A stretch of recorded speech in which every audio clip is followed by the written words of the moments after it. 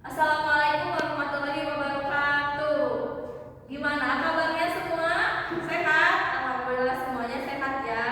Ada yang tidak sekolah hari ini? Tidak ada, berarti semuanya hadir ya. Nah, sebelum memulai pembelajaran, Ibu mau kalian berdoa terlebih dahulu. Berdoa mulai. Berdoa selesai. Cerita fiksi ada yang tahu? Cerita fiksi apa? Cerita fiksi adalah cerita yang dibuat dari imajinasi seseorang dan tidak berdasarkan dengan fakta. Nah, cerita fiksi ini bertujuan untuk menghibur para pembaca dan untuk mengembangkan pikiran pembaca. Oke, lalu kemudian apa itu cerita fiksi? Ada yang tahu? Cerita fiksi adalah cerita yang berdasarkan dengan fakta dan dapat diverifikasi datanya. Oke, cerita non fiksi ini biasanya adalah seperti biografi, oke, pinter. Terus apa?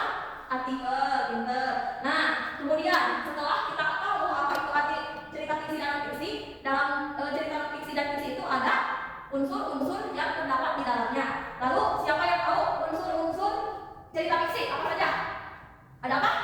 Ada tokoh, ada tema, ada latar, ada alur, ada sudut pandang, dan juga ada gaya bahasa. Untuk tema itu apa? Tema adalah ide pokok dari cerita. Lalu kemudian tokoh apa? Tokoh adalah para pelaku yang ada di dalam cerita. Lalu kemudian alur itu apa?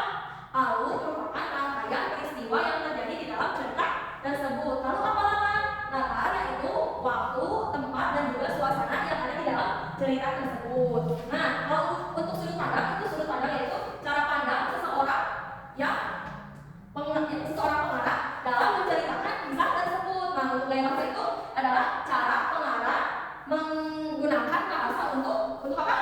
Untuk menceritakan kisah tersebut. Nah, lalu untuk unsur-unsur non fiksi apa saja yang tahu? Siapa? Yang tahu? Oke, bidang apa? Ide pokok, pinter. Lalu apa lagi? Informasi. Lalu apa lagi? Apa? Topik. Lalu apa lagi? Juga gaya bahasa. Nah, untuk topik apa? Arti topik apa? Topik adalah pokok bahasa ya. Lalu kemudian ide pokok adalah apa?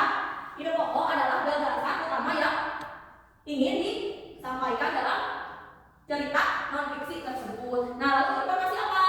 Informasi adalah fakta dan data yang ada di dalam cerita non fiksi tersebut. Lalu untuk bahasa apa? Bahasa yaitu bahasa yang digunakan di dalam cerpen non fiksi dan di dalam cerpen fiksi itu berbeda. Kalau di dalam cerita fiksi itu bahasanya ada yang menghibur dan seperti itu. Kemudian kalau di dalam cerita non fiksi kita harus menggunakan bahasa yang jelas dan mudah dipahami. Oke. Nah, sekarang kita sudah tahu ya apa itu cerita fiksi, apa itu cerita non fiksi, dan apa unsur-unsurnya. Lalu kemudian yang selanjutnya itu kita harus mempelajari tentang contoh-contoh cerita fiksi dan fiksi ya. Siapa yang tahu cerita fiksi apa saja? Cerita fiksi ada apa? Ada dongeng, ada apa? Ada legenda, ada apa? Ada novel ya, contohnya itu. Misalnya novel adalah Mati Laskar Pelangi. Kalau dongeng itu ada dongeng Bawang Putih Bawang Merah. Kalau legenda itu ada Danau Toba.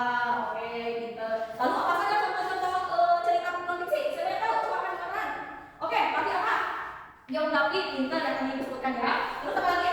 Artikel dan juga buku teks ya, pinter. Nah, berarti semuanya sudah tahu ya apa itu arti cerita fiksi, apa itu arti cerita non fiksi, dan apa unsur-unsurnya serta contoh-contohnya. Nah, kemudian Ibu sekarang akan menugaskan kalian untuk membaca contoh cerita fiksi dan non fiksi. Nah, setelah kalian membaca, Ibu minta kalian ke depan untuk menceritakan kembali cerita yang telah dibaca tadi ya. Semuanya siap? Siap. Oke, semuanya tadi sudah siap ya. Oke. Nah, sekarang Ibu bagikan dulu ya cerita tersebut satu persatu.